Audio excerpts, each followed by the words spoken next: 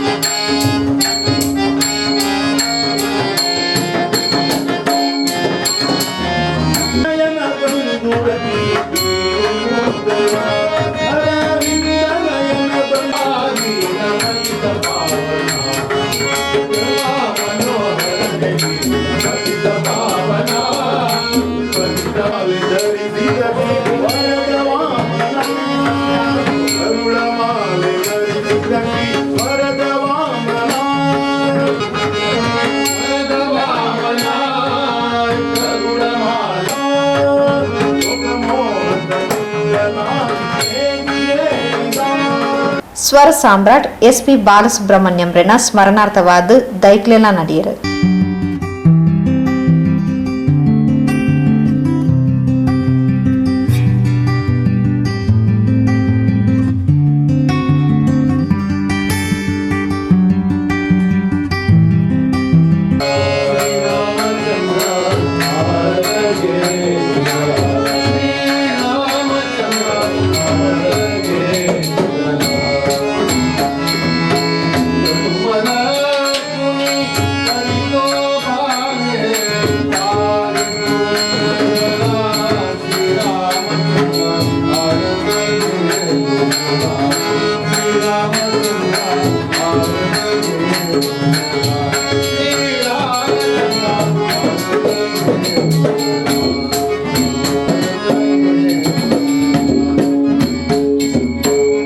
ಗಾಂಧೀಜಿಯವರ ವಿಷಯದಲ್ಲಿ ಏನು ಹೇಳುವ ಅಗತ್ಯವೇ ಇಲ್ಲ. ಗೊತ್ತಿಲ್ಲದವರಿಗೆ ಈ ದೇಶದಲ್ಲೆಲ್ಲ ಇಡೀ ವರ್ಲ್ಡಲ್ಲಿ ಇದೆ. ಗೊತ್ತಿಲ್ಲದವ್ರು ಯಾರಾದರೂ ನಮ್ಮ ದೇಶದಲ್ಲಿದ್ದರೆ ಅವರು ದೇಶ ಬಿಟ್ಟು ಹೋಗುವುದೇ ಒಳ್ಳೆಯದು. ನಮ್ಮ ದೇಶಕ್ಕಿಂತ ಹೊರಗಿನವರಿಗೆ ಜಾಸ್ತಿ ಗೊತ್ತಿಲ್ಲ. ಅವರು ಹೇಳಿದ್ರಿಂದ ನಮಗೆ ಸ್ವಲ್ಪ ಅವರ ಮೇಲೆ ಇಲ್ಲದ್ರೆ ಕೆಲವರಿಗೆ ಗಾಂಧಿ ಹೇಳಿದ್ರು ಅಂದ್ರೆ ಹೊರಗಿನವರು ಕೆಲವರು ಅವರ ಹೇಳುವಾಗ ನಮ್ಗೆ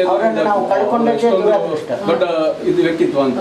ಇವರು ಜೇಸುದಾಸರು ಪಾದ ಪೂಜೆ ಮಾಡಿದ್ದಾರೆ. ಮಗ ಮತ್ತು ಇವರ ಮಗ ಮತ್ತು ಇವರಿಬ್ಬರು ಸಹ ಒಟ್ಟಿಗೆ ಹಾಡಿದ್ದು ನಿನ್ನೆ ಯಾರೋ ನನಗೆ ಕಳಿಸಿದ್ದಾರೆ. ನನಗೆ ಭಾಳ ಖುಷಿ ಆಯಿತು. ಕಳಿಸಿದ್ದು ಯಾರು ಅಲ್ಲ, ಉದಯ್ ಉಳ್ಳಾಲ್ ಅಂತ. ಅವರ ಇಡೀ ಮನೆಯನ್ನು ವರ್ತ್ 1 ಕೋಟಿ ಇದಕ್ಕೆ ದಾನ ಮಾಡಿ ಕೊಟ್ಟಿದ್ದಾರೆ. ಅಲ್ಲಿ ಆ್ಯಕ್ಚುಲಿ ಓಪನ್ ಆಗಬೇಕಿತ್ತು, ಡ್ಯೂ ಟು ಇದು ಓಪನ್ ಆಗಲಿಲ್ಲ. ಅಲ್ಲಿ ಎದುರುಗಡೆ 5 ಅಂಗಡಿ ಉಂಟು ಮತ್ತು ಹಿಂದುಗಡೆ ಹಾಲ್ ಉಂಟು. ಯಾರಿಗಾದರೂ ಏನಾದರೂ ಕಾರ್ಯಕ್ರಮ ಮಾಡುವುದಾದರೆ ಫ್ರೀ ಹಾಲ್. ಬಟ್ ನಾನು ಅವರಿಗೆ ಏನು ಹೇಳಿದ್ದೇನೆ, ಫ್ರೀ ಕೊಡಬೇಡಿ, 51 501 ಅದಕ್ಕೆ ರಸೀದಿ ಕೊಡಿ, ಡಬ್ಬಿಗೆ ಹಾಕುವ ದುಡ್ಡಿದು ಕ್ರಮ ಮಾಡಬೇಡಿ. ಆಮೇಲೆ ಹೆಚ್ಚು ಬೇಕಾದ್ರೆ ಕೊಡ್ಬೋದು. ಯಾತಕ್ಕೋಸ್ಕರ ಅವರ ಕೈಯಿಂದ 30 ಲಕ್ಷ ರೂಪಾಯಿ ಹಾಕಿ ಕನ್ಸ್ಟ್ರಕ್ಷನ್ ಮಾಡಿದ್ದಾರೆ. ಈಗ ಅಲ್ಲಿ ನಿಮ್ಮ ತಿಳುವಳಿಕೆಗೆ ನಾನು ಒಂದು ಶಾಪ್ ತೆಗೊಂಡಿದ್ದೇನೆ ಬಾಡಿಗೆಗೆ. ಯಾವ ಉದ್ದೇಶದಿಂದ ಅಂದರೆ ಪ್ರತಿ ತಿಂಗಳ ಬಾಡಿಗೆ ದೇವಸ್ಥಾನದ ವಿನಿಯೋಗಕ್ಕೆ. ದೇವಸ್ಥಾನ ಚೆನ್ನಾಗಿ ನಡಿಬೇಕು, ಭಕ್ತರ ದುಡ್ಡಿನಿಂದ ನಡೆಯಬಾರ್ದು.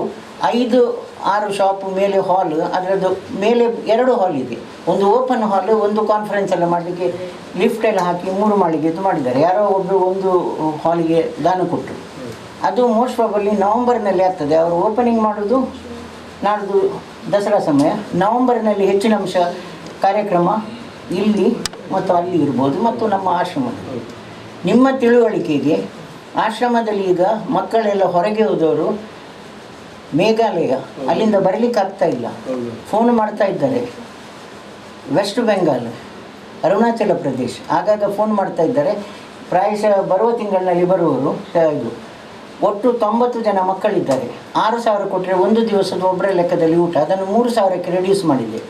ಈಗ 3,000ಕ್ಕೆ ಊಟಕ್ಕೆ ಯಾರಿಗೆ ಬರಲಿಕ್ಕಾಗೋದಿಲ್ಲ ಅಂತ ದೋಹಾದಿಂದ ದುಬೈಯಿಂದ ಎಲ್ಲ 3,000 ಕಳಿಸಿದ್ದಾರೆ. 990 ಕೊಟ್ಟರೆ ಒಂದು ದಿವಸ ಮಕ್ಕಳು ಯಾರ ಹೆಸರಿನಲ್ಲಿ ಅವರಿಗೆ ಏನು ಅಡಚಣೆ ಉಂಟು ಮಕ್ಕಳಿಗೆ ಅಂದರೆ ಇದು ಕುಂಡಲಿ ನೋಡಿದ ಪ್ರಕಾರ, ಜಾತಕ ನೋಡಿದ ಪ್ರಕಾರ ಬಡ ಮಕ್ಕಳಿಗೆ ಏನಾದರೂ ಕೊಟ್ಟರೆ ನಿಮಗೆ ಒಳ್ಳೆಯದಾಗ್ತದೆ ಅಂತ. ಅದು ಆದ್ದರಿಂದ ನಾನು ಒಂದೂ ಹೇಳಲಿಲ್ಲ. ಸಾಧಾರಣ ಇದುವರೆಗೆ ಎಲ್ಲರೂ 2,000, 1,000, 3,000. ಒಬ್ಬರು ಎಲ್ಲಿಂದ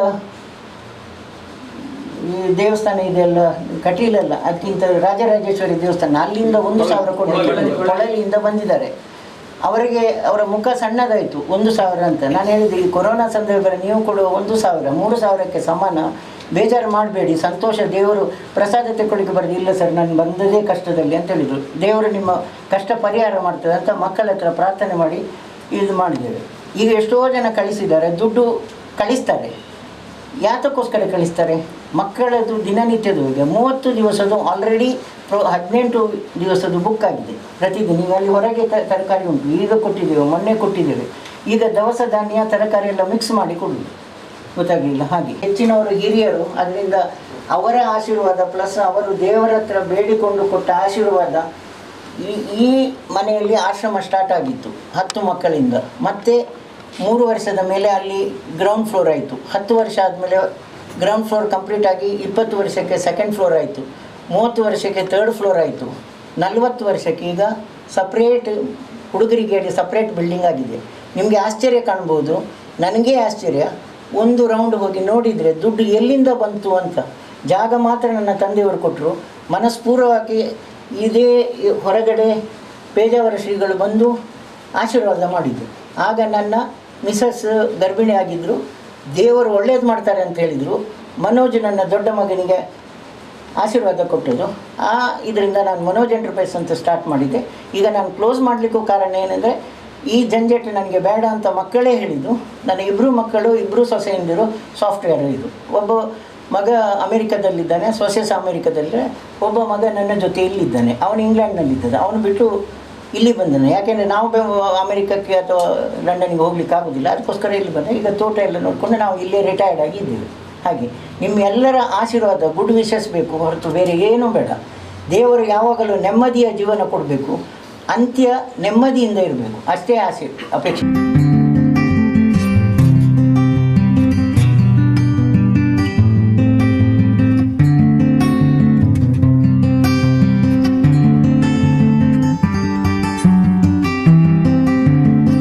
ಅವಿತ್ ಬೊಕ್ಕ ಕುತ್ತಾರು ಬಾಲ ಸಂರಕ್ಷಣಾ ಕೇಂದ್ರಕ್ಕೆ ಪೋದು ಗಾಂಧಿ ಜಯಂತಿ ಬೊಕ್ಕ ಲಾಲ್ ಬಹದ್ದೂರ್ ಶಾಸ್ತ್ರಿನ ಪುಟ್ಟು ಪರ್ಬನ ಆಚರಣೆ ಮಲ್ತೊಂಡೇರು.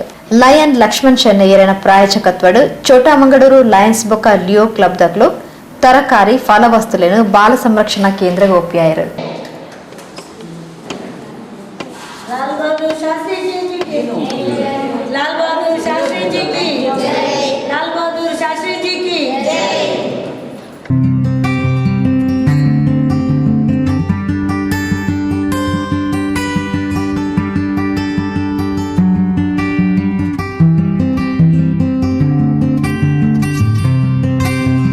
ಕಾರ್ಯಕ್ರಮದ ಪಾಲ್ಪಡೆಯಿನ ಲಯನ್ಸ್ ಜಿಲ್ಲೆ 317 ಡೀತ ಮಾಜಿ ರಾಜ್ಯಪಾಲರು ಲಯನ್ ಕೆಸಿ ಪ್ರಭು ರಾಷ್ಟ್ರಪಿತ ಮಹಾತ್ಮ ಗಾಂಧಿಯರಿನ ಸ್ವಾತಂತ್ರ್ಯ ಹೋರಾಟದ ಬಗ್ಗೆ ತಿಳಿಪಾದು ಈ ದೇಶಗಾದು ನಮ್ಮ ದಾದ ಮಲ್ಪೊಡು ಪನ್ಪಿನ ಆಲೋಚನೆ ಮಲ್ಪೊಡು ನಮ್ಮ ದೇಶ ಅಭಿವೃದ್ಧಿಯಾಯರೆ ಪೊನೆವಡು ಪಂಡ ತಿಳಿಪಾಯರು.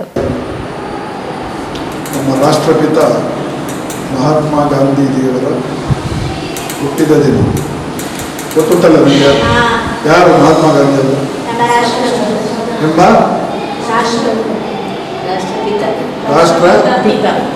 ಅತಿ ಅಲ್ಲ, ರಾಷ್ಟ್ರಪಿತ. ಹಾಗೂ ಇವತ್ತು ಅಕ್ಟೋಬರ್ 2 ನಮ್ಮ ದ್ವಿತೀಯ ಪ್ರಧಾನಮಂತ್ರಿ, ನಮ್ಮ ದೇಶದ ಪ್ರಧಾನಮಂತ್ರಿಯವರಾದ ಯಾರು? ಲಾಲ್ ಬಹದ್ದೂರ್ ಶಾಸ್ತ್ರಿ ಅವರದ್ದು ಜನ್ಮದಿನ. ನಿಮಗೆಲ್ಲರಿಗೂ ಗೊತ್ತಿರಬಹುದು, ಈ ದೇಶವನ್ನು ಸುಮಾರು 200 ವರ್ಷಗಳ ಕಾಲ ಬ್ರಿಟಿಷರು ಆಳ್ತಿದ್ರು. ಈ ದೇಶದ ಪ್ರಜೆಗಳನ್ನು ಗುಲಾಮರಂತೆ ಕಾಣ್ತಿದ್ರು.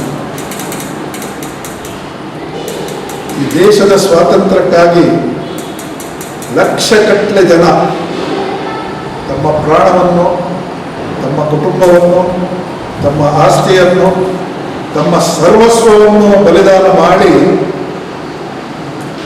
ಮಹಾತ್ಮ ಗಾಂಧೀಜಿಯವರ ನೇತೃತ್ವದಲ್ಲಿ ಬ್ರಿಟಿಷರ ಒಟ್ಟಿಗೆ ಸತ್ಯಾಗ್ರಹ ಮಾಡಿ ಮತ್ತು ಏನೇನೋ ಯಾವ ಚಳುವಳಿ ಮಾಡಬೇಕಾದ ಬಹಳ ಕಷ್ಟದಿಂದ ಕೊನೆಗೆ ಯಾವಾಗ ಸ್ವಾತಂತ್ರ್ಯ ಸಿಕ್ಕಿತು? 1947. ಯಾವಾಗ? ಆಗಸ್ಟ್ 15. ಗೊತ್ತುಂಟು ನಿಮಗೆ? 1947 ಆಗಸ್ಟ್ 15ರಂದು ಈ ದೇಶಕ್ಕೆ ಸ್ವಾತಂತ್ರ್ಯ.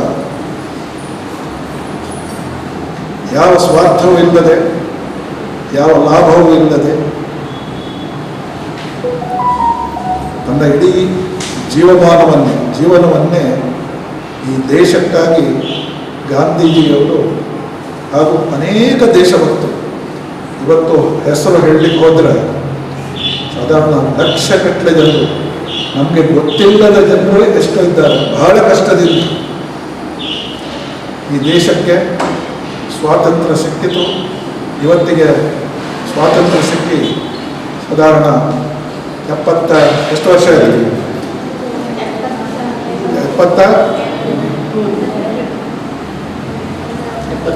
73 ವರ್ಷ ಆಯಿತು. ಈಗ 74ನೇ ವರ್ಷ ನಡೀತಾ ಇದೆ. ಆದ್ದರಿಂದ ಈಗ ಈ ದೇಶದ ಅಭಿವೃದ್ಧಿಗಾಗಿ, ಬಡ ಪ್ರಜೆಗಳ ಅಭಿವೃದ್ಧಿಗಾಗಿ, ಈ ಜಗತ್ತಿನಲ್ಲೇ ಈ ಭಾರತ ದೇಶ ಒಂದು ಪ್ರಧಾನ ದೇಶವಾಗಿ ಮೂಡಿ ಬರಲಿಕ್ಕೆ ಎಲ್ಲ ಕಡೆಯಿಂದ ಪ್ರಯತ್ನ ಆಗ್ತಾ ಉಂಟು. ಹಾಗೆ ನೀವು ಸಹ ನಿಮ್ಮ ಜೀವನದಲ್ಲಿ ನಿಮಗಾಗಿ ಮಾತ್ರ ಅಲ್ಲ, ಈ ದೇಶಕ್ಕಾಗಿ, ಈ ಸಮಾಜಕ್ಕಾಗಿ, ನಮ್ಮ ರಾಜ್ಯಕ್ಕಾಗಿ, ನಮ್ಮ ಭಾರತಕ್ಕಾಗಿ ಏನು ಮಾಡಬಹುದು, ಏನು ಮಾಡಬೇಕು, ಈ ಒಂದು ಆಲೋಚನೆ ಇಟ್ಟು ಎಲ್ಲರೂ ನಮ್ಮ ಅಭಿವೃದ್ಧಿ ಮಾತ್ರ ಅಲ್ಲ, ನಮ್ಮವರ ಅಭಿವೃದ್ಧಿ ಆಗಬೇಕು. ಆದರೆ ಅದರೊಟ್ಟಿಗೆ ನಮ್ಮ ನೆರೆಕರೆಯವರು, ನಮ್ಮ ಸಮಾಜ, ನಮ್ಮ ಊರು, ನಮ್ಮ ರಾಜ್ಯ, ನಮ್ಮ ದೇಶ, ನಮ್ಮ ಶಾಲೆ, ಈಗ ನಿಮ್ಮ ಈ ಸಂಸ್ಥೆ ಇದೆ. ಈ ಸಂಸ್ಥೆ ನಾವು ಸಾಧಾರಣ ಒಂದು 40 ವರ್ಷದಿಂದ ಇಲ್ಲಿಗೆ ಬರ್ತಾ ಇದ್ದೇವೆ, ನೋಡಿದ್ದೇವೆ. ಎಷ್ಟೋ ಜನರಿಗೆ ಜೀವನವನ್ನು ಕೊಟ್ಟಂಥ ಈ ಸಂಸ್ಥೆ ಬಾಲ ಸಂರಕ್ಷಣಾ ಕೇಂದ್ರ. ಇಲ್ಲಿ ಈಗ ನನಗೆ ಕೇಳ್ತಾ ಸುಮಾರು 120-130 ಮಕ್ಕಳಿದ್ದಾರೆ ನನಗೆ ಗೊತ್ತಿದ್ದ ಪ್ರಕಾರ. ಈಗ ಕೊರೋನಾ ಕಾರಣ, ಹೌದು, ಇಲ್ಲಂದ್ರೆ ನಾವು ಬಂದರೆ ಇಲ್ಲಿ ಫುಲ್ ಜನ ಇರ್ತದೆ, ಗೊತ್ತಾಯ್ತು. ಹಾಗೆ ಈ ಸಂಸ್ಥೆಯ ಮೂಲಕ ತಮ್ಮ ಜೀವನವನ್ನು ಕಂಡುಕೊಂಡ ಹಲವಾರು ಜನರು ಇದ್ದಾರೆ.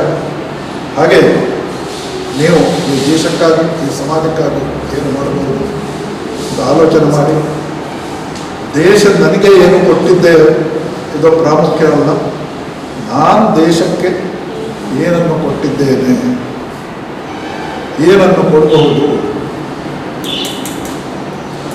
ಗಾಂಧೀಜಿಯವರು, ಲಾಲ್ ಬಹದ್ದೂರ್ ಶಾಸ್ತ್ರಿಯವರು, ಇವರೆಲ್ಲ ಇಂಥ ಒಂದು ಮನಸ್ಥಿತಿಯಿಂದ, ಆಲೋಚನೆಯಿಂದ ಯಾವಾಗಲೂ ದೇಶಕ್ಕೆ ಏನು ಮಾಡಬಹುದು ಎಂಬ ಒಂದು ಚಿಂತನೆಯಿಂದ ಅವರು ಕೆಲಸ ಮಾಡಿದ್ರಿಂದ ಇಂಥ ಬೃಹತ್ ದೇಶ ಭಾರತ ದೇಶ ಸ್ವತಂತ್ರವಾಯಿತು.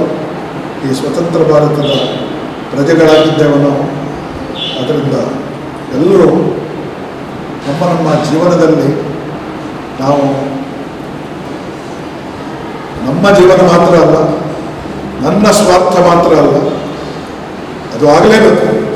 ನಮ್ಮ ವಿಷಯದಲ್ಲಿ ನಾವು ನೋಡಿಕೊಳ್ಳಲೇಬೇಕು. ಆದರೆ ಪರರ ಬಗ್ಗೆ, ದೇಶದ ಬಗ್ಗೆ, ಸಮಾಜದ ಬಗ್ಗೆ ಚಿಂತನೆ ಮಾಡಬೇಕು.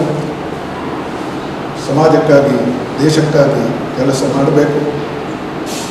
ನೀವೆಲ್ಲ ಈಗ ವಿದ್ಯಾರ್ಥಿಗಳು, ಒಳ್ಳೆಯ ನನಗೆ ವಿದ್ಯಾಭ್ಯಾಸ ಇಲ್ಲಿ ಸಿಗ್ತಾ ಇದೆ. ಒಳ್ಳೆಯ ಶಿಸ್ತಿನಿಂದ ವಿದ್ಯಾಭ್ಯಾಸವನ್ನು ಪಡ್ಕೊಂಡು ಮುಂದೆ ಉತ್ತಮ ನಾಗರಿಕರಾಗಿ, ಈ ದೇಶದ ನಾಗರಿಕರಾಗಿ ಜೀವನವನ್ನು ನಡೆಸಬೇಕು. ನಿಮಗೆಲ್ಲರಿಗೂ ಭಗವಂತನು ಮಂಗಳವನ್ನು ಮಾಡಲಿ. ವಿಟ್ಲ ಸಸ್ಯ ಶ್ಯಾಮಲದ ಲಯನ್ ಎಂ ದಿನೇಶ್ ನಾಯಕ್ ಪರಿಸರ ಸಂರಕ್ಷಣದ ಬಗ್ಗೆ ಮಾಹಿತಿ ಕೊಡಿಯರು. ಅಮೆರಿಕ ಅಂತ ಹೇಳ್ತಾರೆ, ಇಲ್ಲ ಮದರ್ ಜಪಾನ್ ಅಂತ ಇಲ್ಲ, ಫಾದರ್ ಅಂತ ಹೇಗೆ ಹೇಳುದಿಲ್ಲ ಬಿಡಿ. ಆದ್ರಿಂದ ನಮಗೆ 1 ಲಕ್ಷ ಅಲ್ಲ 5 ಲಕ್ಷ ರೂಪಾಯಿ ಸಂಬಳ ಇದ್ರೆ ಏನು ಪ್ರಯೋಜನ ಇಲ್ಲ. ಮನೆಯಲ್ಲಿ ಕುಡಿಲಿಕ್ಕೆ ನೀರು, ತಿನ್ನಲಿಕ್ಕೆ ಅನ್ನಕ್ಕೆ ಹೋಗಬೇಕು. ನಾವು ಭೂಮಿಯೆಲ್ಲ ನಾಶ ಮಾಡ್ತಾ ಇದ್ದೇವೆ, ಇದೆಲ್ಲ ಮಾಡ್ತಾ ಇದ್ದೇವೆ, ಕರ್ಮ ನಾವು ತಿಂತಾ ಇದ್ದೇವೆ.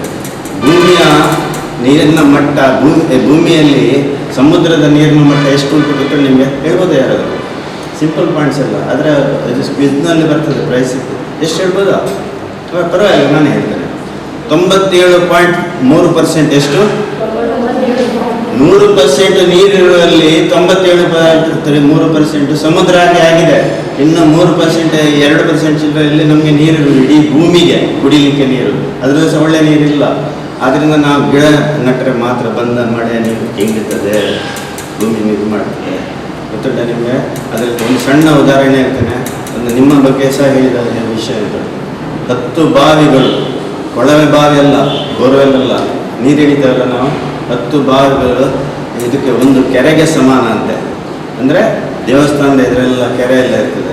ಅದು ಭಟ್ರಿಗೆ ಸ್ನಾನ ಮಾಡಲಿಕ್ಕಲ್ಲ, ದೇವರಿಗಲ್ಲ, ಬಂದ ಮಳೆ ನೀರು ಹಿಂಡಿ ನಮಗೆಲ್ಲ ಅವಸರ ಆಗಲಿಕ್ಕೆ ಅಂತ 10 ಕೆರೆ ಉಂಟಲ್ಲ, ಅದು ಒಂದು ಸರೋವರಕ್ಕೆ ಸಮಾನ.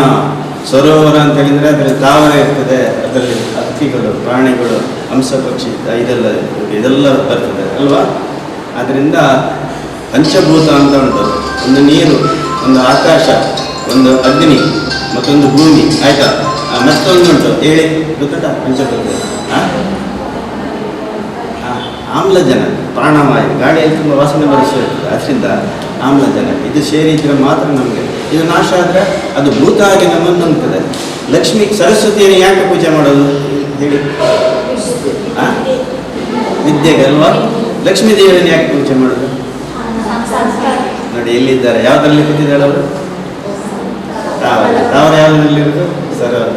ಲಕ್ಷ್ಮಿ ಅಂದರೆ ಯಾರಲ್ಲ, ಭೂಮಿ, ಅವರ ಕೈಲಿ ಚಿನ್ನದ ನಾಣ್ಯ ಎಲ್ಲ ಇರ್ತದೆ. ಆದ್ದರಿಂದ ಸರೋವರ ಹೊಡೆದರೆ ಮಾತ್ರ. ಅಂತ 10 ಸರೋವರ ಇದ್ದರೆ ಒಂದು ಹುಡುಗ ಒಂದು ಒಳ್ಳೆ ಹುಡುಗಿ ನಿಮ್ಮ ಆಗಿದ್ದವರು ಸಮಾನ ಅಂತೆ. 10 ಸರೋವರ ಅವ ಹುಟ್ಟಿದ್ರೆ ಈ ಟೈಪಿನ ಆಶ್ರಮ ಕಟ್ತಾನಂತೆ, ಅವರು ಶಾಲೆ ಕಟ್ತಾರಂತೆ, ಪಾಪದವರಿಗೆ ಹೆಲ್ಪ್ ಮಾಡ್ತಾರಂತೆ, ಮುದುಕರಿಗೆ ಸಾಕ್ತಾರಂತೆ. ಅಷ್ಟು ಹೇಳಿದರೆ ನಿಮಗೆ ಆಶ್ಚರ್ಯ ಆಗ್ಬೋದು.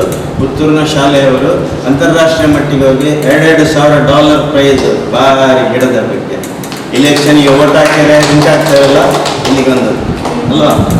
ಅದು ಅಣೆಲೆಕ್ಕಾಯಿ ಅಂತ ಹೇಳ್ತಾರೆ, ಹಳೆಲೆಕ್ಕಾಯಿ, ಅದರಿಂದ ಮಾಡೋದು ಇದು ಇಂಡೆಲಿಬಲ್ ಇಂಕ್ ಅಂತ. ಅದರ ಬಗ್ಗೆ ನಾನು ಲೆಕ್ಚರ್ ಕೊಟ್ಟದ್ದು ನೋಡಿ ಇಕೋ ಕ್ಲಬ್ ಟೀಚರು ಮಾಸ್ಟರ್ ಎಲ್ಲ ಬಂದು ನಮ್ಮ ಮನೆಯಲ್ಲಿ 4 ಸಲ ಬಂದರು.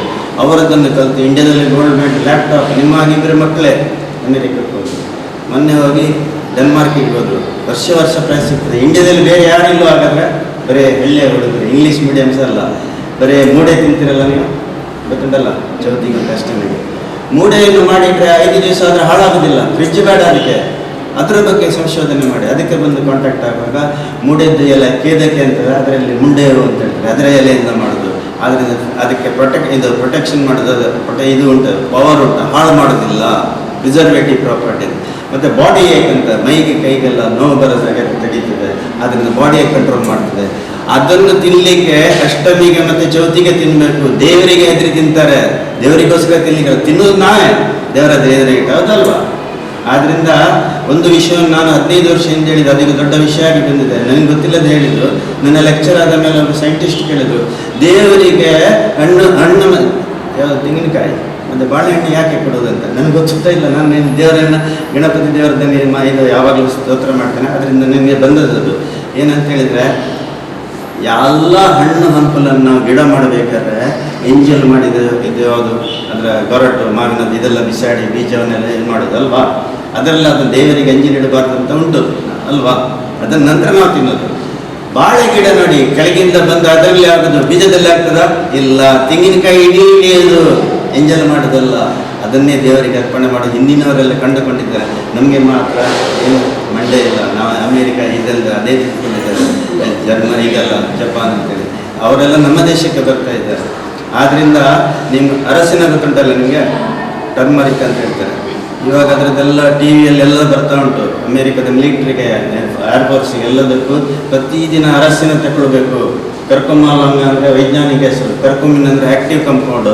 ಅದು ತಗೊಂಡ್ರೆ ಕೊರೋನಾ ಸಹ ಬರೋದಿಲ್ಲ ಅಂತ. ಇದು ಯಾರು ಕ್ಯಾನ್ಸರಿಗೆ ಆಗೋದಿಲ್ಲ, ಇದಕ್ಕೆ ಆಗ್ತದೆ, ಅಸ್ತಮಕ್ಕೆ, ಇದಕ್ಕೆ ಡಯಾಬಿಟೀಸ್ ಸಮೇತ ಬಂದು ನಿಲ್ತದೆ. ನಿಮ್ಮ ಇದಕ್ಕೊಂದು 5 ಬಾಟಲ್ ನಾನು ಇಲ್ಲಿ ಕೊಡ್ತೇನೆ. ನೀವೆಲ್ಲರೂ ಒಂದೊಂದು ಡ್ರಾಪು ಬೆಳಿಗ್ಗೆ ಸ್ವಲ್ಪ ಬಿಸಿ ನೀರು. ಅದಂದರೆ ಒಲಿರಿಜಿನ್ ಟೆಕ್ನಾಲಜಿ ಅಂತ, ವರ್ಲ್ಡ್ನಲ್ಲಿ ಇಂಡಿಯಾ ಇಸ್ ನಂಬರ್ 1. 1 ಕ್ವಿಂಟಾಲ್ ಕೆಂಪು ಮೆಣಸು ಕೊಂಡೋಗಿ ಹೋದರೆ ಖಾರ ತೆಗೆದು ಕೊಡ್ತಾರೆ ಒಂದು ಬಾಟಲಿಯಲ್ಲಿ. 1 ಚಮಚ ಹಾಕಿದರೆ ಎಷ್ಟು ಗೊತ್ತಿಲ್ಲ, 10 ಲೀಟರ್ ಸಾಂಬಾರು. ಅದರಿಂದ 1 ಕ್ವಿಂಟಾಲ್ ಕೊಂಡೋಗ ಅಗತ್ಯವಿಲ್ಲ. ಒಂದು ಬಾಟ್ಲಿ ಹೇಳ್ಕೊಂಡು ಹೋಗ್ತಾರೆ. ಅದೇ ರೀತಿ ಇದರದ್ದು ಕರ್ಕು ಮೀನು ಅಂತ ಅದ್ರ ಮಾತ್ರ ಇರ್ತದೋ ಅದನ್ನು ನಿಮ್ಗೆ ಕೊಡ್ತೇನೆ, ಅದನ್ನು ಡೈಲಿ ಎಲ್ಲರೂ ತಗೊಳ್ಳಿ. ಅದರಿಂದ ಇನ್ನೊಂದು ಇವತ್ತು ಗಿಡ ನೆಡಲಿಕ್ಕೆ ಉಂಟು, ಅದನ್ನು ನಟ್ಟು ಅದನ್ನು ಬೆಳೆಸಿಬಿಡಿ. ಚೋಟಮಂಗಳೂರು ಲಯನ್ಸ್ ಕ್ಲಬ್ ಅಧ್ಯಕ್ಷರು ಲಯನ್ ಹರಿನಾಕ್ಷಿ ಕೊಲ್ಯ ಮಹಾತ್ಮ ಗಾಂಧಿಯರಿನ ತತ್ವ ಆದರ್ಶಲೇನು ನಮ್ಮ ಜೀವನಡು ಅಳವಡಿಸಾವಡ್ ಪಂಡದ ಲೆಕ್ಕೊರಿಯರು. ಗಾಂಧೀಜಿಯವರನ್ನು ನಾವು ಏನಂತ ಕರಿತೇವೆ, ಏನೆಲ್ಲ ಕರಿತೇವೆ ಅಲ್ಲ, ಪ್ರೀತಿಯಿಂದ ನಾವು ಏನಂತ ಕರಿತೇವೆ, ಬಾಪೂಜಿ ಅಲ್ಲ. ಬಾಪೂಜಿ ಅವರ ನಿಜ ನಾಮದೇ ಯಾವುದು? ಕರಮಚಂದ ಮೋಹನ್ ದಾಸ ಕರಮಚಂದ ಗಾಂಧಿ. ಅವ್ರು ಹುಟ್ಟಿದ್ದೆಲ್ಲಿ? ನಾನು ಶಿಕ್ಷಕಿ ಆದ ಕಾರಣ ನಿಮಗೆ ಪ್ರಶ್ನೆಗಳ ಮೂಲಕ ನಾನು ಭಾಷಣ ಅಂತ ಮಾಡೋದಿಲ್ಲ. ಹುಟ್ಟಿದ್ದೆಲ್ಲಿ? ಗುಜರಾತಿನ ಕಾತೇವಾಡ ಜಿಲ್ಲೆಯ ಪೋರಬಂದರಿನಲ್ಲಿ. ಎಷ್ಟನೇ ಇಸವಿಯಲ್ಲಿ ಹುಟ್ಟಿದ್ರು? 69ನೇ ಇಸವಿ ಅಕ್ಟೋಬರ್ 2. ಈಗ ಅವರ ತಂದೆಯ ಹೆಸರು ಏನು? ಹೆಸರು ಅವರ ತಂದೆಯ ಹೆಸರು? ತಂದೆ ಹೆಸರು ಕರಮಚಂದ. ತಾಯಿ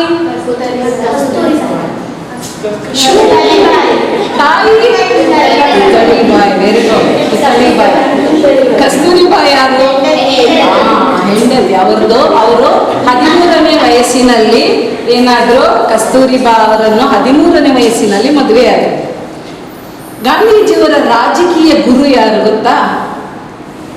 ಯಾರು? ಏನು ಅಳುಕೋಬೇಡ, ತಪ್ಪಾದ್ರೂ ಪರವಾಗಿಲ್ಲ, ಹೇಳಿ ನನಗೆ, ನಾನು ಸರಿ ಮಾಡ್ತೇನೆ, ಹೇಳಿ. ರಾಜಕೀಯ ಗುರು ಗೋಪಾಲಕೃಷ್ಣ ಗೋಖಲೆ. ರಾಜಕೀಯ ಗುರು ಗೋಪಾಲಕೃಷ್ಣ ಗೋಖಲೆ.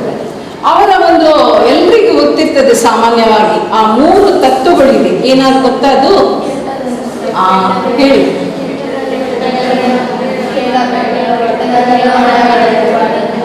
ಸರಿ. ಕೆಟ್ಟದ್ದನ್ನು ನೋಡಬೇಡ, ಕೆಟ್ಟದ್ದನ್ನು ಕೇಳಬೇಡ, ಕೆಟ್ಟದ್ದನ್ನು ಮಾತನಾಡಬೇಡ ಎಂಬ ಈ 3 ತತ್ವಗಳನ್ನು ಅವರು ತಮ್ಮ ಜೀವನದಲ್ಲಿ ಏನ್ ಮಾಡ್ಕೊಂಡಿದ್ದಾರೆ? ಅಳವಡಿಸಿಕೊಂಡಿದ್ದಾರೆ. ಇವರಿಗೆ ಸ್ಫೂರ್ತಿ ಈ ಒಂದು ತತ್ವಗಳನ್ನು ತಮ್ಮ ಜೀವನದಲ್ಲಿ ಅಳವಡಿಸಿಕೊಳ್ಳಿಕ್ಕೆ ಇವರಿಗೆ ಸ್ಫೂರ್ತಿಯಾದದ್ದು ಭಗವದ್ಗೀತೆ. ಯಾವುದೋ ಭಗವದ್ಗೀತೆ. ಪ್ರತಿದಿನ ಅವರು ಅದನ್ನು ಓದ್ತಾ ಇದ್ರು. ಇದರಿಂದ ಸ್ಫೂರ್ತಿಗೊಂಡು ಅವರು ಈ ಒಂದು ತತ್ವಗಳನ್ನು ತಮ್ಮ ಜೀವನದಲ್ಲಿ ಅಳವಡಿಸಿಕೊಂಡಿದ್ದಾರೆ. ಇವರು ಏನು ಅತ್ಯುನ್ನತ ಪದವಿಯನ್ನು, ಅಂದ್ರೆ ಅವರು ವೃತ್ತಿಯಲ್ಲಿ ಏನಾಗಿದ್ರು? ವೃತ್ತಿಯಲ್ಲಿ ಕೆಲಸ ಅವ್ರದ್ದು ಏನಾಗಿತ್ತು? ವಕೀಲರಾಗಿದ್ರು. ಆದರೆ ಅವರು ಹೊರಗಿನ ದೇಶದಲ್ಲಿದ್ರು, ವಕೀಲ ವೃತ್ತಿಯನ್ನು ಮಾಡಿಕೊಂಡು ಹೊರಗಿನ ದೇಶದಲ್ಲಿದ್ರು. ಇಲ್ಲಿ ನಮ್ಮ ಭಾರತದಲ್ಲಿ ಏನಾಗಿತ್ತು? ಬ್ರಿಟಿಷರ ಕಪಿಮುಷ್ಟಿಯಲ್ಲಿ ನಮ್ಮ ಭಾರತ ಏನಾಗುತ್ತಾ ಇತ್ತು? ನಲುಗ್ತಾ ಇತ್ತು. ಅವರ ಒಂದು ಹಿಂಸೆಯನ್ನು ತಾಳಲಾರದೆ ಜನರೆಲ್ಲ ತತ್ತರಿಸಿ ಹೋಗಿದ್ರು. ಇದನ್ನು ಮನಗಂಡು ಗಾಂಧೀಜಿಯವರು ಏನ್ ಮಾಡಿದ್ರು? ತಮ್ಮ ವೃತ್ತಿಯನ್ನು ತ್ಯಜಿಸಿ ಭಾರತಕ್ಕೆ ಬಂದು ಈ ಒಂದು ಸ್ವಾತಂತ್ರ್ಯ ಚಳುವಳಿಯಲ್ಲಿ ಧುಮುಕಿದ್ರು. ಅವರಿಗೆ ಸಹಾಯಕರಾಗಿ ಯಾರೆಲ್ಲ ಇದ್ರು? ನಿಮಗೆ ಹೆಸರು ಗೊತ್ತಿರ್ಬೋದಲ್ಲ, ಅನೇಕ ರಾಷ್ಟ್ರ ನಾಯಕರೆಲ್ಲ ಗೊತ್ತಿದೆ ಅಲ್ಲ, ಪ್ರತಿ ಸಲ ಅನೇಕ ರಾಷ್ಟ್ರ ನಾಯಕರು. ಅದಲ್ಲದೆ ತೆರೆಮರೆಯ ಹಿಂದೆ ಅವರ ಹೆಸರು ಯಾರಿಗೂ ಗೊತ್ತಿರುವುದಿಲ್ಲ. ಲಕ್ಷಾಂತರ ಮಂದಿ ತೆರೆಮರೆಯ ಹಿಂದೆ ಇದ್ದುಕೊಂಡು ಎಲೆಮರೆಯ ಕಾಯಿಯಂತೆ ಏನ್ ಮಾಡ್ತಾ ಇದ್ರು? ಸ್ವಾತಂತ್ರ್ಯ ಹೋರಾಟದಲ್ಲಿ ಧುಮುಕಿ ತಮ್ಮ ಪ್ರಾಣವನ್ನು ತ್ಯಜಿಸಿಕೊಂಡಿದ್ರು. ಅದೇ ರೀತಿ ಗಾಂಧೀಜಿಯವರು ಕೂಡ ಏನ್ ಮಾಡಿದ್ರು? ಈ ಒಂದು ಹೋರಾಟದಲ್ಲಿ ಅವರ ಮುಖ್ಯ ಒಂದು ಹೋರಾಟ ಅಂದ್ರೆ ಅಹಿಂಸಾ ತತ್ವವಾದಿ. ಅವರು ಅಹಿಂಸಾ ತತ್ವವಾದಿಯಾಗಿದ್ರು. ಸತ್ಯ, ಶಾಂತಿ, ಅಹಿಂಸೆ ಈ ಮೂಲಕ ಅವರು ಅದನ್ನು ಕೂಡ ತಮ್ಮ ಜೀವನದಲ್ಲೇ ಅಳವಡಿಸಿಕೊಂಡು ಏನು ಮುಂದಕ್ಕೆ ಸಾಗ್ತಾ ಇದ್ರು. ಇವರ ಪ್ರೀತಿಯ ಹಾಡು ಯಾವುದು ಗೊತ್ತಾ? ಗಾಂಧೀಜಿಯವರ ಅತ್ಯಂತ ಮೆಚ್ಚಿನ ಹಾಡು ನೀವು ಮೊದಲಿಗೆ ಹಾಡ್ತೀರಿ, ರಘುಪತಿ ರಾಘವ ರಾಜಾರಾಮ್. ಈ ಹಾಡು ಅವರು. ಇವತ್ತು ನಾವು ಈ ಹಾಡನ್ನು ನೆನೆಸುವುದರಿಂದ ಅವರ ಒಂದು ಜನ್ಮದಿನವನ್ನು ಗಾಂಧಿ ಜಯಂತಿಯಾಗಿ ಸ್ಮರಿಸೋಣ. ಶ್ರೀಮತಿ ಶಾಂತೇರಿ ಪ್ರಭು, ಲಯನ್ ಸತೀಶ್ ಭಂಡಾರಿ ಕಾರ್ಯಕ್ರಮದ ಪಾಲ್ಪಡೆದಿದ್ದರು. ಲಯನ್ ಮಲ್ಲಿಕಾ ಎಸ್ ಭಂಡಾರಿ ಸಭೆ ನಿಂತ್ಕೊಂಡಿರು. ಕುತ್ತಾರ್ ಬಾಲ ಸಂರಕ್ಷಣಾ ಕೇಂದ್ರದ ಮಾತಾಜಿ ಸರು ಸ್ವರ್ಣ ಸಂದಾಯರು. ಕಾರ್ಯಕ್ರಮದ ಬೊಕ್ಕ ಬಾಲ ಸಂರಕ್ಷಣಾ ಕೇಂದ್ರದ ವಟಾರೊಡ್ಲ ದೈ ನಡಿಯರು. ಅಲ್ಪರ್ದು ಲಿಟಲ್ ಎಲ್ ಶಾಲೆಗೆ ಹೋದು ವನ ಮಹೋತ್ಸವನ ಆಚರಿಸಾಯರು.